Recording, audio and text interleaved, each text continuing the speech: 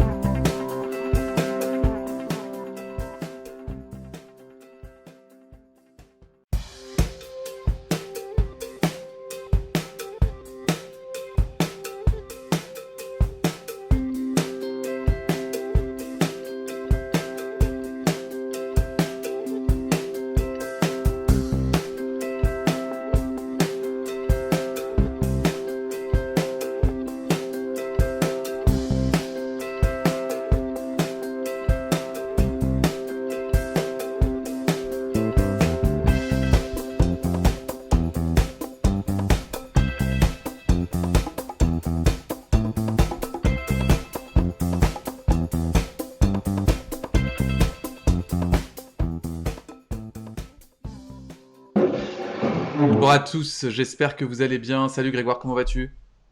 Salut Ludo, ben, ça va bien, merci. Très bien. Alors aujourd'hui, je le disais, un programme hyper chargé puisqu'on va parler de la CFE, puisque beaucoup d'indépendants ont été surpris de recevoir l'appel de cotisation foncière des entreprises. Ça concerne l'année 2019 et c'est vrai qu'avec la période qu'on traverse, beaucoup auraient imaginé finalement ne pas le recevoir et on va faire le point sur les exonérations et aussi sur la possibilité d'échelonner.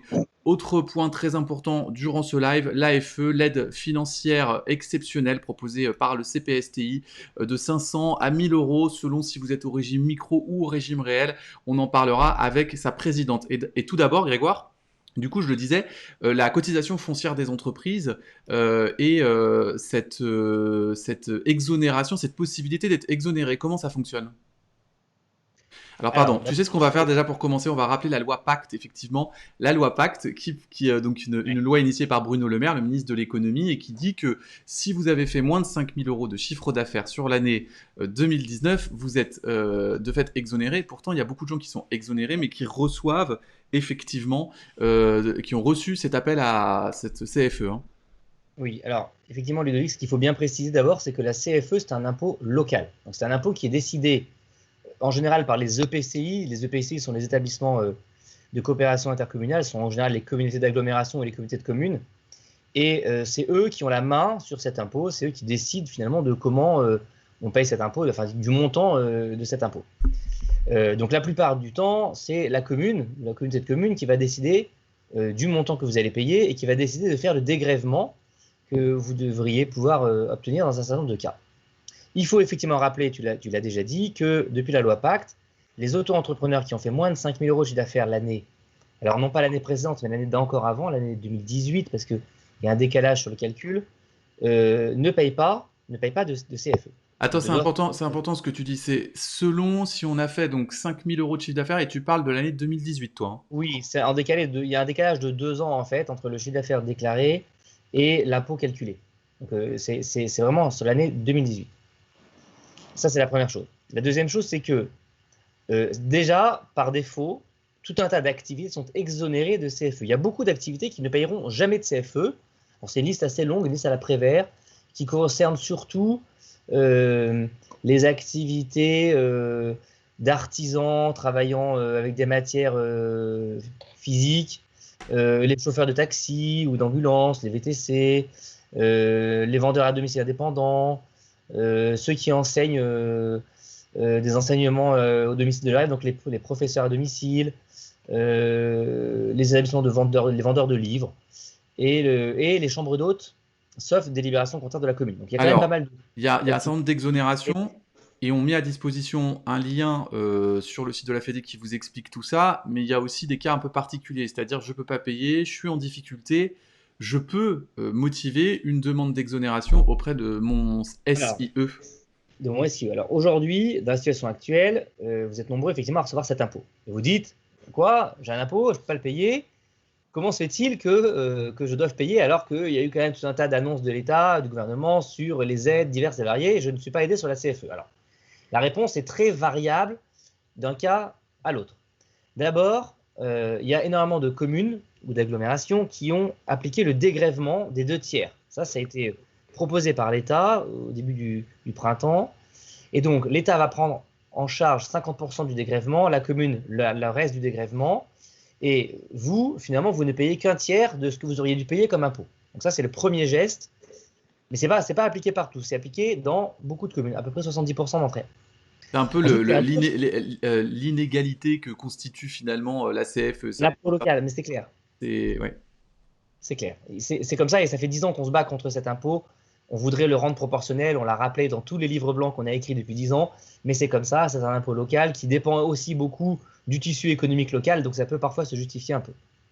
Donc premier cas de figure, vous faites partie d'une des communes qui ont fait un dégrèvement des 2 tiers, tant mieux pour vous, vous payerez moins de CFE, mais vous en payerez quand même un peu. Deuxième cas de figure, vous n'avez pas fait l'objet d'un dégrèvement de la part de votre commune, donc vous payez une CFE totale, qui peut être très élevée. Je rappelle que le maximum des CFE pour les auto-entrepreneurs peuvent s'élever à 1 500 €, mais la moyenne, c'est plutôt entre 300 et 400 € de CFE.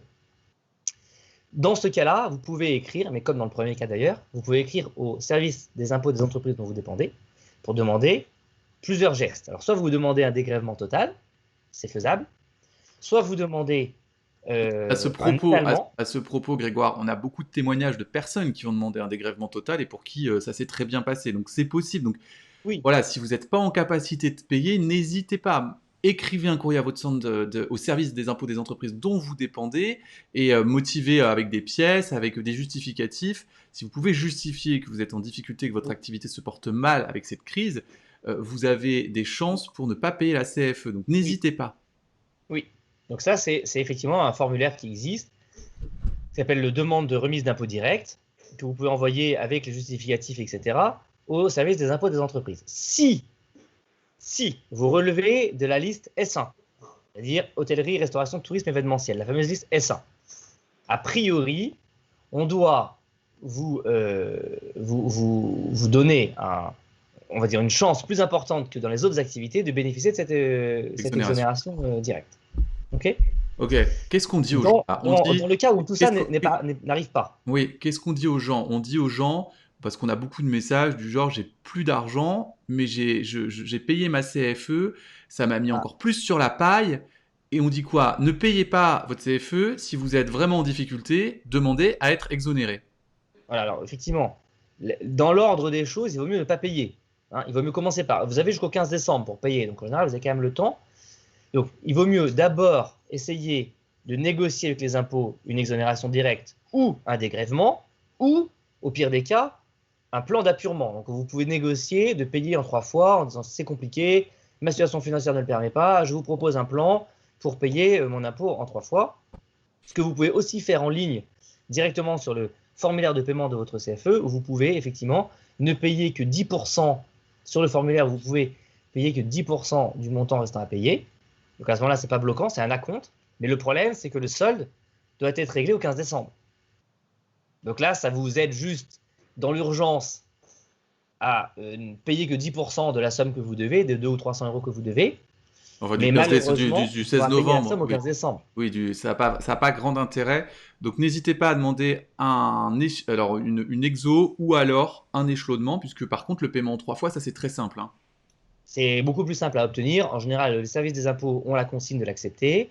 Bien sûr, mais ça on le répète à chaque live, plus vous faites un dossier circonstancié avec vos pièces justificatives, en montrant vos déclarations de chiffre d'affaires mensuelles, en expliquant que vos recettes sont quasi nulles depuis le début, que vous avez déjà payé un certain nombre de choses, que vous avez toujours été à jour de vos impôts sur les 3 ou 5 dernières années, ce qui est toujours un argument supplémentaire pour les impôts, vous allez avoir toutes les chances d'avoir un dégrèvement, d'avoir une exonération directe ou d'avoir un plan d'appurement sur 3-4 mois.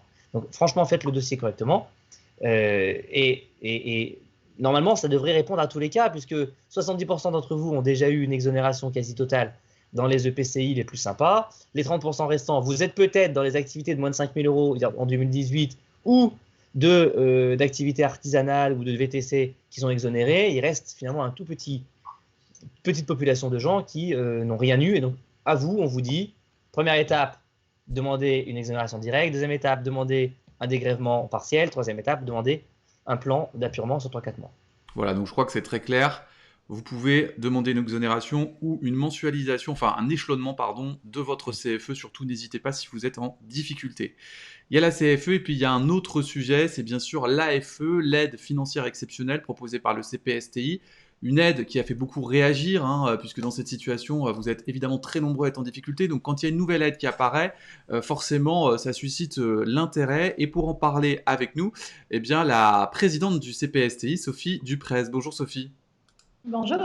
Merci d'être avec nous. Donc vous êtes la présidente du CPSTI. Est-ce que déjà, on pourrait rappeler ce qu'est le CPSTI ? Alors, en fait, le Conseil de la protection sociale des indépendants remplace l'ex-RSI. Je pense que tout le monde connaît ce qu'était le RSI. Donc, les pouvoirs publics ont décidé de modifier les RSI en mettant en place une structure de représentation des indépendants qui colle complètement à la réalité. En fait, ils ont vérifié dans chaque organisation les adhérents indépendants et ils ont attribué des sièges. Donc, ensuite, dans le CPSTI, vous avez quelques personnes du MEDEF, des nombreuses personnes de la CPME, de l'UDP et du CNPL. Et à l'intérieur de la CPME, il y a Grégoire Leclerc et Frédéric David qui en sont membres à pleine part et qui participent avec nous aux travaux. Donc, qu'est-ce que l'on fait dans cette instance? On fait des propositions au gouvernement pour améliorer la protection sociale des indépendants notamment. Et on doit gérer également l'argent de la caisse de retraite des indépendants. Et nous avons, par rapport à nos missions également, une gestion de plusieurs dizaines de millions d'euros pour venir en aide aux indépendants en difficulté. Et vous proposez effectivement des dispositions pour aider les indépendants dans cette crise. Il y a l'AFE, on va en parler. Il y avait une autre aide qui avait été mise en place. Alors oui, en fait c'est hyper compliqué. En fait, nous collectons de l'argent sur la retraite complémentaire des indépendants et donc nous avons constitué des réserves. Tu m'entends toujours? Oui. Et nous avons donc constitué des réserves de 17 milliards au total qui servent à payer la retraite des indépendants. Or, nous avions vu que dans la situation de difficulté dans laquelle étaient les indépendants, on a constaté qu'on pouvait prendre de l'argent sur ces réserves pour pouvoir venir en aide aux indépendants. Et donc là, on a fait une aide systématique à tous les indépendants qui avaient cotisé donc en 2018, puisqu'on n'avait pas à l'époque les chiffres d'affaires de 2019, et on a fait un versement spontané vers les indépendants. C'est complètement différent de... Ça, c'était la première aide. Hein. Ça, c'était la première aide. Et là, on a la deuxième aide, l'AFE. En fait, c'est pas la deuxième aide. En fait, on avait fait une aide qui était quand même exceptionnelle de versement d'une somme payée précédemment. On a restitué des cotisations payées, en fait.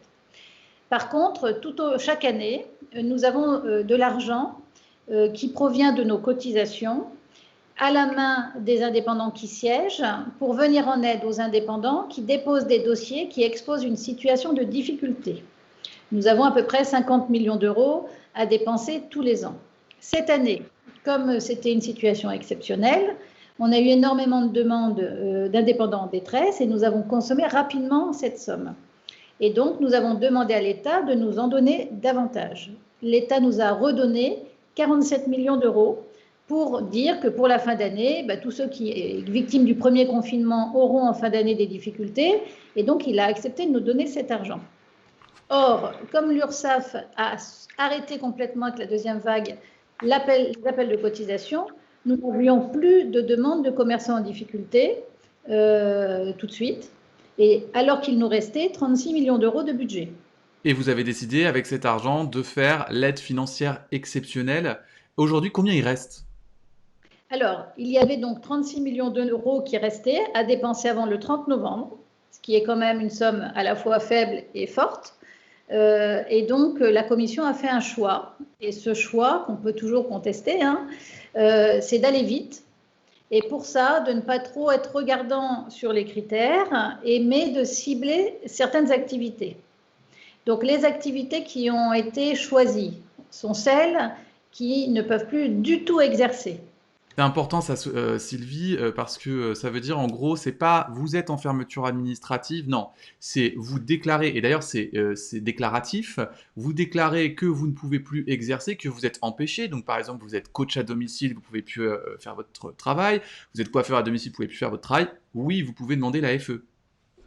Voilà. Et par contre, c'est de l'extra-légal. On n'est pas comme sur la DGFiP avec l'application d'un cahier des charges à la lettre, avec tout un processus de contestation, etc., etc. On est quand même sur un critère d'appréciation. Donc, il faut quand même qu'on soit vigilant. En fait, il faut avoir du bon sens dans l'histoire.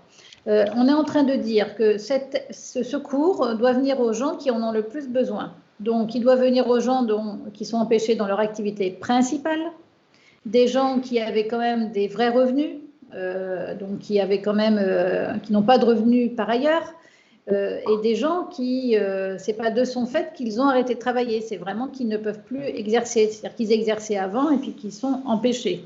En gros, si vous avez un historique de chiffre d'affaires en 2019, je crois que c'est 1000 euros sur l'année 2019, que vous êtes réellement en difficulté économique et que vous n'avez plus d'argent, il n'y a aucune raison que vous ne soyez pas éligible à la FE.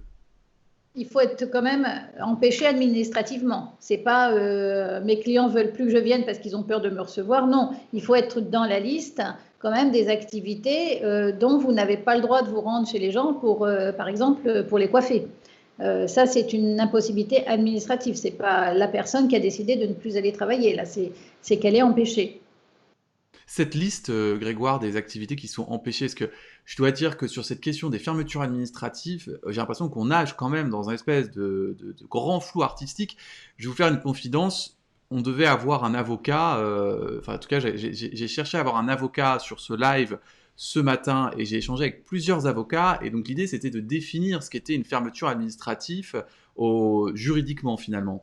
Et je dois vous avouer que finalement, même du côté des avocats, j'ai du mal à obtenir une réponse. On sent qu'il y a une sorte d'ambiguïté par rapport au contexte. C'est quand même très abstrait tout ça. En fait, alors, c'est vrai qu'il faut nous-mêmes d'ailleurs faire amende honorable. Quand on a vu les décrets du deuxième confinement sortir, on a dû s'y reprendre à 3 fois avec la Direction générale des entreprises pour distinguer de manière assez claire la différence entre la fermeture administrative et l'interdiction d'accueil du public. Déjà, on voit que là, il y a une différence. Alors, la fermeture administrative en droit, en fait, c'est quoi? C'est une interdiction faite par un arrêté, un décret ou un décret en Conseil d'État qui empêche à la fois l'accueil du public et l'exercice professionnel de l'activité. Finalement, c'est une fermeture totale. En gros, on ferme votre activité, vous ne pouvez plus l'exercer d'aucune manière que ce soit. Et ça pose d'ailleurs la question de click and collect, c'est qu'en réalité, dans le terme juridique complet, la fermeture administrative ne devrait pas permettre le click and collect. Parce que quand on est en fermeture administrative, on a interdiction d'exercer de quelque manière que ce soit, y compris en faisant du click and collect. L'interdiction d'accueil du public, c'est différent. Quand on est en interdiction d'accueil du public, on peut par exemple faire du click and collect si le click and collect est dehors parce qu'on n'accueille pas le public ce soir, enfin dans le local. C'est pour ça. Oui, vas-y. Mais je termine sur la dernière subtilité parce qu'il y a une subtilité importante. C'est que dans tous les cas, l'interdiction d'accueil du public suppose qu'on accueille du public. Or, comme vient de le dire très justement Sophie, quand on se déplace à domicile, on n'accueille pas du public. Quand on n'a pas de bail commercial, de local, professionnel quel qu'il soit, on n'accueille pas du public. On rencontre des clients, typiquement un artisan sur chantier n'accueille pas du public. Un médecin accueille du public. Un coiffeur à domicile n'accueille pas du public. Un coiffeur en salon accueille du public. C'est d'ailleurs tout le grand débat qu'on avait eu au début de ce confinement, où les uns ont tapé sur les autres pour les empêcher de continuer à coiffer à domicile, parce que, au prétexte que les premiers ne pouvaient plus accueillir du public. D'accord? Oui, mais l'interdiction d'accueil du public, Oui. si tu veux, elle n'est pas dans... nous, on parle de la définition du terme fermeture administrative, puisque c'est ce terme qui est toujours en question, que ce soit pour l'AFE. Alors, on a bien compris que pour l'AFE, ce n'était pas véritablement un critère. C'est-à-dire, c'est la définition, d'ailleurs, on va la voir à l'écran, c'est ce que vous m'avez confié, Sophie, pardon, c'est que toutes les activités qui sont empêchées peuvent demander l'AFE, finalement. Et donc, comme écrit à l'écran, par exemple, les coiffeurs à domicile. On est bien d'accord là-dessus? Oui, et par rapport à ce que disait Grégoire, on a précisé du coup que les personnes qui ont une activité fermée administrativement mais qui font du click and collect sont éligibles. En fait, concrètement, c'est du déclaratif, puisqu'on ne peut pas faire autrement, et c'est le principe de l'URSSAF. Et derrière ce déclaratif, il y aura des contrôles. C'est-à-dire qu'il faut agir avec du bon sens. On a précisé voilà, que tous ceux qui sont empêchés de travailler peuvent bénéficier de l'aide quand ils sont empêchés en totalité, et en précisant que le click and collect est autorisé. Bon, après, on connaît les activités. Normalement, en fonction de l'activité, on va définir qui est vraiment ayant droit. Donc là, par contre, vous avez une case où vous devez écrire l'activité que vous faites, de façon à ce que s'il y a un problème de code APE, il puisse y avoir une appréciation par les services de l'URSSAF de la réalité de votre activité. Je crois que c'est clair, mais enfin pour la FE, parce que c'est vrai qu'après pour le fonds de solidarité, cette question de fermeture administrative, elle est absolument décisive, puisqu'on n'a plus du tout les mêmes niveaux de soutien si on est en fermeture administrative ou si on ne l'est pas. Et il y a vraiment besoin d'éclairer ce point juridiquement. Je travaille là, actuellement avec un avocat, on va essayer d'apporter un éclairage juridique pointu pour se situer, parce que si demain on peut dire... Il y a vraiment de manière simple pour que les internautes et ceux qui nous regardent comprennent vraiment de manière claire, il y a une gradation. L'interdiction d'accueil du public n'interdit que l'accueil du public, mais autorise quand même un exercice, une activité professionnelle. Donc ce n'est pas aussi grave finalement que la fermeture administrative qui, elle, impose une fermeture complète de l'établissement. Voilà. Quand vous êtes sous le coup d'une fermeture administrative, typiquement une boîte de nuit, elle est sous le coup d'une fermeture administrative. Elle ne peut pas accueillir du public, elle ne peut pas non plus organiser des fêtes en dehors de sa boîte de nuit, ou chez des gens, ou dans une salle polyvalente. C'est une fermeture administrative totale. L'interdiction d'accueil du public, c'est dans le cadre d'un ERP ou d'un ERP, puisque c'est un établissement recevant du public, vous ne pouvez plus recevoir le public à l'intérieur. Voilà. Vous pouvez le recevoir à l'extérieur pour faire du click and collect, vous pouvez aller chez les gens pour faire du click and collect, ou pour livrer des colis. Le coiffeur à domicile, lui, il est en fait dans aucun des deux cas. Il n'est ni en fermeture administrative, ni en interdiction d'accueil du public, il est en règle Covid, c'est-à-dire qu'il a une interdiction d'exercer chez le client, parce qu'il ne peut pas se déplacer chez le client pour des règles sanitaires. Voilà. Comme d'ailleurs celui qui vend des livres dans les grandes surfaces ou à la FNAC. Nous, on retient l'interdiction d'exercer tout court. Okay. On ne peut plus travailler, on n'a plus de revenus. Et donc, on a une compensation que le Fonds de solidarité va vous verser, plafonnée à 500 € pour les micro-entrepreneurs et 1 000 € pour les entreprises classiques. Et c'est un montant forfaitaire. Quels que soient vos revenus, vous êtes éligible, donc vous allez toucher rapidement, parce que je vois qu'il y a des questions beaucoup sur les durées. Donc, le process, c'est que vous avez un mail d'accusé de réception de votre aide. Vous avez 3 sites internet sur lesquels vous pouvez faire la demande d'aide. Ils ne sont pas tous faciles à trouver, mais en tout cas, sachez que si vous allez sur un site, par exemple, vous êtes profession libérale ou micro-entrepreneur, sur le site Sécu indépendant, vous êtes éligible puisque c'est des formules CERFA à remplir toutes simples. Il n'y a rien de bloquant. Donc, de toute façon, votre demande va arriver. N'en faites pas 3, ça va nous retarder dans le traitement des dossiers. La demande, Sophie, elle se fait en ligne ou il faut imprimer un formulaire ?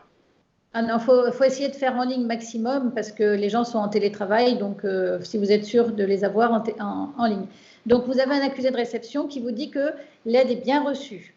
Il y a déjà eu des refus d'attribution d'aide Dans ces cas-là, vous pouvez peut-être voir avec la fédération pour les centraliser, pour ensuite identifier s'il y a des pratiques différentes, parce qu'en effet, chaque directeur d'URSSAF instruit avec ses équipes les aides, et il peut y avoir en effet des différences d'interprétation ou des manques de précision sur vos demandes qui fait que vous êtes refusé. Donc, par exemple, j'ai eu le cas d'un marché non sédentaire sur un refus de l'aide Covid. Donc, je lui ai demandé, mais qu'est-ce que tu fais comme activité? Il m'a dit, je vends des ustensiles. Je lui ai dit, donc, normalement, tu es éligible. J'ai appelé l'URSSAF. Je lui ai demandé, ils m'ont dit, oui, il est éligible. Donc, il a renvoyé une demande en précisant bien son activité, qu'il n'était non alimentaire. Et ensuite, il a bénéficié de l'aide alors qu'il n'est pas sur les secteurs S1, S1 bis, S2. Donc, on est en train au niveau national, à chaque fois qu'il y a ce type de problème, nous, on le remonte et ensuite on fait redescendre dans toutes les URSSAF. Mais c'est vrai que, comme toute mise en place d'une nouvelle aide, il faut qu'on s'adapte et je pense que le Conseil de la protection sociale, nous, on n'est pas les impôts, voilà, on est beaucoup plus flexible, mais on regarde la situation réelle. 38 millions, en fait, c'est premier arrivé, premier servi. 38 millions, c'est ça? 36. 36, combien sont déjà partis? Alors, on avait 10 millions d'engagements vendredi soir, voilà, de budget. Le principe, c'est de dire on prend toutes les aides demandées avant le 30 novembre. Et donc, il faut y aller là, hein, parce qu'effectivement, il y en aura pas pour tout le monde. Disons qu'on va être obligé d'arrêter de verser quand on n'aura plus les fonds. Et ensuite, on va regarder un peu le reste des demandes en stock et on va chiffrer ça. Et puis en plus, éventuellement, on pourra toujours faire une demande au service public pour finir d'indemniser ces personnes-là. C'est vrai qu'on a 200 000 activités non essentielles qui seraient enregistrées en France. 200 000 par 1 000 euros, ça fait 200 millions. Donc après, il y a peut-être des gens en SAS ou des gens qui ne vont pas faire la demande, enfin, ou des réseaux de magasins. Et quand est-ce que les gens qui ont été acceptés dans leur demande recevront l'argent? Alors en fait, je vois par exemple en Auvergne, on fait un versement par semaine. Donc tous les mardis, on fait la demande à la MNC. Donc en fait, on fait le fichier de paiement. C'est validé instantanément par la MNC et on débloque le virement. Donc je vois en Rhône-Alpes, c'est pareil, une fois par semaine. Le plus important, c'est normalement, vous avez une réponse négative quand vous n'aurez pas l'aide. Pas de réponse, normalement, veut dire que vous êtes potentiellement éligible. Après, il y a le temps de traiter les dossiers. Donc, on a quand même eu une première vague de refus et d'accusés de réception la semaine dernière. Après, ce qui est intéressant, Grégoire, c'est si tu peux collecter les refus et gratter chaque dossier pour ensuite pouvoir dire, bon ben voilà, la commission d'action sociale a décidé que ces métiers-là sont refusés ou ces métiers-là sont acceptés. Et puis après, on va pouvoir avancer. La commission d'action sociale se réunit demain. Donc, de votre côté, à la fédération, il faudrait que vous fassiez un peu la liste des refus et puis qu'on regarde ensemble si vraiment vous pensez qu'il y a besoin sur cette activité-là d'indemniser. Très bien, je crois qu'on a fait le tour au niveau de l'aide financière exceptionnelle. Une dernière question, Sophie Dupré. Qu'est-ce que vous répondez aux gens qui disent c'est injuste, il faut avoir déjà exercé en 2019, il faut avoir fait un chiffre d'affaires en 2019. Moi, j'ai monté ma boîte en 2020 et je suis dans la même galère que quelqu'un qui a monté sa boîte en 2019. Il est en plus grosse galère encore. Le moment le plus horrible, c'est la création d'entreprise. Tous les gens qui ont démarré le savent très bien. On a des investissements, un investissement personnel, on est en stress et en permanence ces refus de début d'activité, c'est insupportable, complètement insupportable. C'est eux qui devraient être aidés en priorité. Le problème, c'est que ces gens-là, ils relèvent de la solidarité nationale. Pourquoi? Parce qu'ils n'ont pas cotisé encore. Nous, on est une caisse où on gère de l'argent, les cotisations des concurrents, en fait, de tous les autres qui payent des grosses cotisations depuis longtemps. Et nous, en tant que responsables, on ne peut pas utiliser cet argent pour venir au secours à des gens qui n'ont pas cotisé. Ces gens-là, ils relèvent de la solidarité. Et il faut séparer les deux thèmes, mais il ne faut pas les oublier parce que c'est insupportable. C'est eux, il faudrait multiplier par 3 les aides, en fait, pour ces gens-là. Très bien. Ludovic, je me permets de préciser 2 points que Sophie n'a pas évoqués, mais qui sont importants quand même. Le premier, c'est qu'évidemment, vous ne pouvez faire qu'une seule demande d'AFE, vous n'aurez pas une nouvelle AFE en décembre. C'est un versement unique, c'est pas un peu comme le fonds de solidarité où on peut faire des demandes tous les mois. Là, c'est vraiment un one-shot. Et c'est cumulable. La deuxième, par contre, c'est que c'est cumulable avec le fonds de solidarité. C'est-à-dire que ce n'est pas parce que vous avez eu le fonds de solidarité que vous ne pouvez pas avoir la FE. On peut vraiment cumuler les deux. Alors, la seule restriction qu'on a retenue, c'est que ceux qui ont déjà bénéficié en septembre d'une prise en charge de leur cotisation, au moment où il y a eu les nouveaux appels de cotisation, il y a quand même eu 9 millions de dépensés. Ces gens-là ne peuvent pas en plus bénéficier de cette aide. On considère que c'est la même enveloppe et que par souci d'équité, ce n'est pas cumulable. Alors, ils ne sont peut-être pas nombreux, mais il y en a quand même, donc on peut en profiter pour l'expliquer ici. Ouais, et puis, en général, ils ne sont pas auto-entrepreneurs, mais parce qu'on a très peu d'appels de cotisation en septembre qui sont alignés. Mais c'est important de le dire, oui, tu as raison. Merci beaucoup Sophie Dupré, c'est très clair maintenant cette aide de l'AFE. Si vous êtes empêché d'exercer, que vous exercez votre activité depuis 2019 au moins et que vous avez fait 1 000 € de chiffre d'affaires en 2019, eh ben vous pouvez motiver une demande sur le site des URSSAF, et le mieux c'est de le faire en ligne, parce que c'est vrai que là sur le lien fourni sur le site des URSSAF, on est sur un formulaire PDF et donc c'est pas idéal, effectivement tout le monde est en télétravail, si on l'envoie par courrier c'est pas ce qu'il y a de mieux, et j'ai vu effectivement ce formulaire PDF. Oui, il faut le prendre sur sécu-indépendant. Là, on le remplit en ligne, par contre. Oui. Et ça se voit par mail ensuite. Super, très bien. Voilà. Merci beaucoup, Sophie. À très bientôt. À bientôt. Au revoir. Au revoir. D'autres sujets avec, pour nous, Grégoire. Un autre sujet, c'est les loyers. Les loyers avec Bruno Le Maire qui l'a annoncé dernièrement. Un crédit d'impôt de 50% pour les bailleurs qui renonceraient au loyer de novembre. Hein. Alors, au loyer de novembre et potentiellement, évidemment, au loyer de décembre. Alors, bon, c'est important de rappeler cette règle qui a d'ailleurs au départ été annoncée avec 30% de crédit d'impôt, puis qui est passée à 50%. Alors, ce que ça veut dire de manière très claire, c'est que si vous, en tant qu'auto-entrepreneur, vous louez un local commercial ou professionnel, ou que vous avez une convention d'occupation précaire de 18 mois maximum, parce que c'est limité à 18 mois, vous pouvez effectivement aller voir votre propriétaire bailleur et lui demander de vous faire cadeau du mois de novembre et ou du mois de décembre.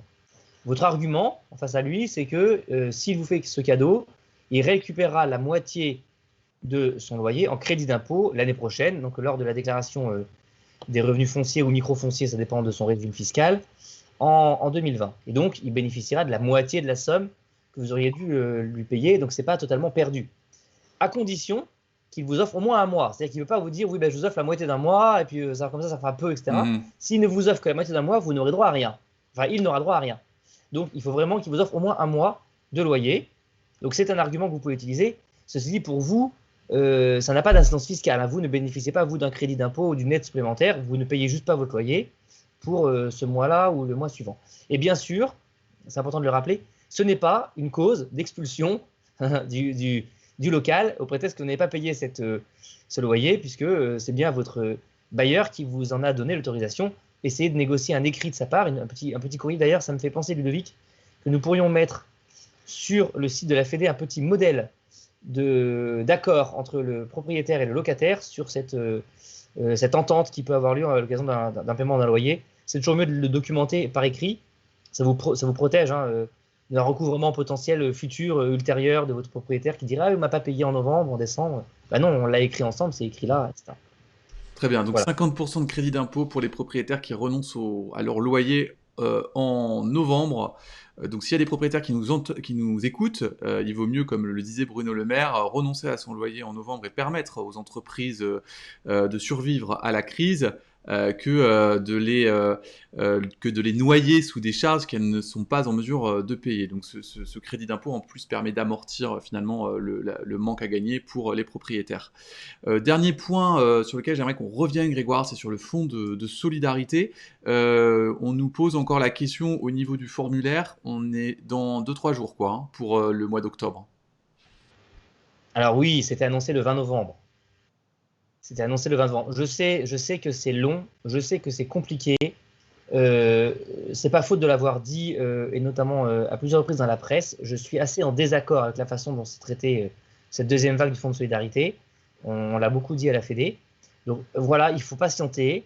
Oui, les formulaires ne sont pas encore en place. Oui, les formulaires de novembre ne seront en place que début décembre. Donc pour vous qui attendez de l'aide, bah, vous allez attendre encore des jours et des jours. Et d'ailleurs, il y a encore un délai après avec le virement qui est, comme vous le savez, de à peu près 5 jours après la demande. Donc soyez patient, ça viendra, mais pour l'instant, les formulaires ne sont pas ouverts. Je voudrais revenir sur un mail qu'on a reçu j'ai oublié son prénom, bon, c'est pas très grave, mais si tu vas peut-être pouvoir me confirmer cette règle. C'est un monsieur qui était en CDD du 1er au 7 octobre, à temps complet, et à cause de ça, il n'est pas éligible au régime auto-entrepreneur. Pourtant, il a été qu'en CDD pendant une semaine. Et du coup, il Et perd oui, de l'argent, il aurait avec mieux le fallu... décret. Vas-y. Alors, je vais pas, pour pas dire de bêtises, je vérifierai quand même le décret. Mais c'est vrai que le décret précisait bien que vous ne pouvez pas être en salarié à côté pendant la période pendant laquelle vous êtes indemnisé. Et donc, a priori, c'est vrai que c'est un peu injuste, mais a priori, même si elle n'était en CDD que quelques jours, elle ne peut pas bénéficier du fonds de solidarité. Ceci dit, il faut qu'on revérifie la rédaction précise du décret parce que peut-être qu'il y a une notion d'activité principale et d'activité secondaire qui n'apparaissait pas dans le premier confinement, qui apparaît peut-être dans le second. Mais je suis assez peu porteur d'espoir, donc a priori, cette personne-là n'a pas droit au fonds de solidarité. On vous le confirmera sur le fil de cette discussion Facebook. Le décret précise effectivement qu'il ne faut pas être salarié, donc c'est assez peu probable qu'il soit éligible. Il a reçu une réponse négative. Oui, il a reçu une réponse négative. Alors après, le truc, c'est qu'il était donc indépendant à temps complet, mais vraiment sur la première semaine du mois d'octobre, et qu'à cause de ça, il est plus éligible au fonds de solidarité. Conséquence, bah, il est vraiment perdant, et donc il est assez en colère puisque il trouve ça absolument anormal. Ça fait partie effectivement des anomalies du fonds de solidarité où des fois les règles nous échappent un peu. Oui, on va préciser ça, puis on lui répondra. Le fait d'avoir été en CDD, si c'était un CDD temps plein, c'est évidemment potentiellement une cause de refus. Voilà. Je voudrais répondre à ceux qui disent au secours, les entreprises qui ne sont pas en fermeture administrative ne sont pas soutenues et sont en train de crever. Toutes les entreprises, au mois de novembre, vont pouvoir bénéficier du fonds de solidarité parce que le fonds de solidarité est réouvert à l'ensemble des activités. Alors selon les conditions qu'on connaît, donc sur le mois de novembre. Sur le mois d'octobre, c'est toutes les entreprises qui ont été concernées par le couvre-feu et bien sûr celles qui sont en liste S1 ou S1 bis. Donc il n'y a pas besoin nécessairement d'être en fermeture administrative pour bénéficier du fonds de solidarité. Renseignez-vous bien, on vous a fait des graphiques en haut. Alors, vous voyez, l'illustration que je fais du graphique, parce qu'ils sont un petit peu compliqués, mais on vous a fait voilà, des schémas qui vous expliquent comment fonctionne le fonds de solidarité, qui peut en bénéficier, sur quelle période, pour quel montant. Et la fermeture administrative n'est pas obligatoire pour bénéficier du fonds. Hein. Alors vraiment, hein, on vous invite, il y a vraiment sur le site, il y a vraiment 3 infographies qu'il faut distinguer. Il y a celle de novembre, il y a celle d'octobre sous couvre-feu et celle d'octobre sans couvre-feu. On en a longuement parlé au dernier live. On ne va pas refaire l'ensemble des cas, des sous-cas, des exclusions, etc. qui sont précisés dans ces infographies que d'ailleurs certains syndicats ont copié avec beaucoup d'ailleurs de manque de respect pour le travail de la Fédé sans même nous citer. Et ça, je le dis d'ailleurs ici parce que je trouve ça un peu scandaleux, mais quand on fait un travail, nous à la Fédé, on est tout à fait content et heureux que les autres le copient, mais encore faut-il nous citer, ça fait partie des respects à la fois du droit et des bottes de courtoisie entre organismes représentatifs, ou en tout cas qui veulent essayer de défendre des indépendants. Donc relisez cette infographie, il y en a 3. C'est sans doute une forme de jalousie parce que c'est vrai que la Fédération des auto-entrepreneurs, depuis le début de la crise, est à vos côtés. Vous êtes désormais près de 60 000 à nous suivre et donc effectivement, on a réussi vraiment à rester à vos côtés, à vous conseiller, à vous guider, à vous défendre durant toute cette crise, et on peut imaginer que certaines autres organisations auraient aimé faire pareil. Oui, mais en soi, enfin, encore une fois, je le redis, hein, qu'elles reprennent les travaux qu'on a faits et qui ont été validés par la DGE. Donc c'est effectivement tout à leur honneur de s'inspirer de ce qu'on fait. Si on les inspire, tant mieux, mais qu'elles nous citent, qu'elles n'hésitent pas à nous citer, puisque ces infographies, on le voit bien, sont des copier-coller de ce qu'on a fait nous. Voilà, ça peut être parfois un peu choquant. En tout cas, vous avez les 3 infographies. Distinguez bien dans le titre le fonds de solidarité de novembre 2020, d'octobre sous couvre-feu ou d'octobre sans couvre-feu. Et en fonction des cas, vous ferez vos demandes. Donc on l'a dit, pour le mois d'octobre, les demandes vont bientôt pouvoir être faites. Hein. Les formulaires sont bientôt ouverts et vous allez pouvoir demander vos premières aides. Pour le mois de novembre, on estime que ça se fera entre le 3 et le 5 décembre comme ça se faisait au premier confinement. Regardez bien les cas, essayez de comprendre ce qu'on a écrit sur les infographies parce que c'est complexe, mais dans tous les cas, en novembre, tout le monde est éligible au fonds de solidarité, sauf si sa perte de chiffre d'affaires est inférieure à 50%. Voilà. Et si vous êtes vraiment confiné, votre perte est sûrement supérieure à 50%, et donc vous êtes éligible, bien sûr à condition de ne pas être salarié à temps plein, même si c'est en CDD. Malheureusement, c'est du salariat à temps plein. Super. Pour conclure, donc un petit récap de ce qui a été dit durant ce live. La CFE, si vous n'avez pas la capacité de la régler, n'hésitez pas à motiver une demande d'exonération et dans le pire des cas, un échelonnement qui devrait de toute façon vous être accepté. L'exonération, c'est moins évident, mais si vous êtes capable de bien justifier votre demande, c'est quelque chose qui fonctionne. On a des retours extrêmement positif sur le sujet. Donc si vous n'avez pas de sous et que vous n'avez, voilà, n'hésitez pas à demander une exonération. Sur l'AFE, sur l'aide financière exceptionnelle, pas besoin d'être en fermeture administrative, il suffit d'être empêché d'exercer pour pouvoir demander l'AFE. Rappelons que le montant est de 500 € pour les entreprises au régime micro, 1000 € pour les entreprises au régime réel. Si vous louez un local, essayez de négocier avec votre propriétaire pour bénéficier d'un mois gratuit en novembre, puisque votre propriétaire bénéficiera en contrepartie d'un crédit d'impôt de 50%. Et puis enfin, le fonds de solidarité, vous pourrez faire votre demande du mois d'octobre à partir de, a priori, jeudi, vendredi, hein. Voilà, et on espère un paiement extrêmement rapide parce qu'on sait qu'il y a beaucoup de gens qui sont dans des situations critiques économiquement, qui ne peuvent plus remplir le frigo. On l'a vu avec le reportage sur France 2 où de plus en plus de personnes se tournent vers les Restos du Cœur, donc la situation, ou les banques alimentaires, la situation est compliquée pour beaucoup d'indépendants qui subissent la crise de façon extrêmement violente. Donc on espère que cet argent sera rapidement distribué une fois que la demande sera faite en ligne. Et puis, la demande du fonds de solidarité concernant le mois de novembre, vous pourrez la faire dès début décembre, puisque finalement c'était un peu exceptionnel, hein, cette demande au 20 novembre. Généralement, ça a toujours été au début du mois. Oui, mais là, je comprends bien pourquoi. C'est qu'en fait, le confinement a été, contrairement au confinement du mois de mars, avril, mai, qui avait été déclaré vers le 16 mars, on avait eu bien 15 jours pour mettre en place les formulaires avec la DGFiP. Là, on voit bien que le confinement a été déclaré plus tard et qu'en plus d'avoir du coup du temps nécessaire pour implémenter les formulaires, il faut créer des règles supplémentaires. Je sais, je m'en plains d'ailleurs, c'est beaucoup plus compliqué. Et donc j'imagine que dans les formulaires mis en place par la DGFiP, il va y avoir des règles d'exclusion, on va vous guider un peu mieux sur les demandes et vous saurez assez vite si vous êtes éligible ou pas. Donc normalement, ça devrait être un peu plus long, mais ça devrait être un peu plus fluide. Voilà, en tout cas, c'est ce qu'il faut qu'on espère. Et dernier point, puisque ça revient dans le chat, l'AFE est cumulable avec le fonds de solidarité. Oui. Très bien. Et je termine ce point d'ailleurs, Ludovic, en disant que, comme chaque mois, pour la 6e fois du coup, nous allons adresser cet après-midi, d'abord sur le réseau social, les réseaux sociaux, en particulier sur Facebook, mais aussi par email et sur le site, notre enquête mensuelle de conjoncture. Et donc, comme d'habitude, nous vous remercions d'y répondre le plus vite possible. La dernière fois, vous avez été formidable, vous avez répondu à 4000 d'entre vous en 18 heures. Donc, nous avions un formulaire, enfin un sondage avec un échantillon critique très confortable dès le lendemain.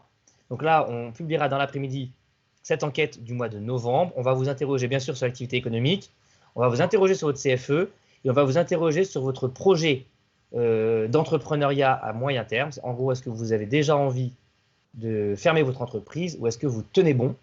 Est-ce que vous avez vraiment envie de continuer malgré la crise et malgré les difficultés que vous avez rencontrées sur ce deuxième confinement et sur cet automne? Voilà. Donc il y a des questions un peu différentes des fois habituelles parce que ça change un peu, c'est normal. Mais vraiment, répondez-y vite, partagez-le, faites-le connaître. Plus vite le sondage est complet, plus vite ça nous donne une capacité à envoyer ces informations à l'ensemble des membres du gouvernement et aux parlementaires pour leur donner l'état du territoire, du terrain. C'est l'intérêt, hein. C'est la Fédération des auto-entrepreneurs et je crois l'une des seules à faire autant d'enquêtes comme ça, chiffrées. Et c'est super important pour expliquer aux politiques, pourquoi c'est important, Grégoire. Pour les gens qui posent la question. Finalement, la grande force de ces enquêtes mensuelles, c'est que depuis le début, on prend la température sur le terrain. Contrairement à ce que parfois disent les politiques de manière générale, et je ne critique pas ce gouvernement qui a eu à gérer une crise sans précédent, et clairement, c'est pas facile, et peu d'entre nous seraient capables de se mettre à leur place. Donc il faut aussi garder raison quand on critique les dispositifs, mais ils n'ont pas forcément la conscience de ce qui se passe sur le terrain.